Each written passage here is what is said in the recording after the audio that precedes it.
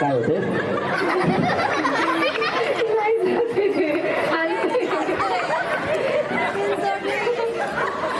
साहेबांना बोलवायचं का? साहेब नाहीये. प्रयत्न चालू ठेवा. श्री स्वामी समर्थ. श्री स्वामी समर्थ. श्री स्वामी समर्थ. श्री स्वामी समर्थ. श्री स्वामींची भक्ती कमी पडली. नाही नाही कधी नाही पडणार कधी. मग काय स्वामी का पावाना पावणार. चालेल.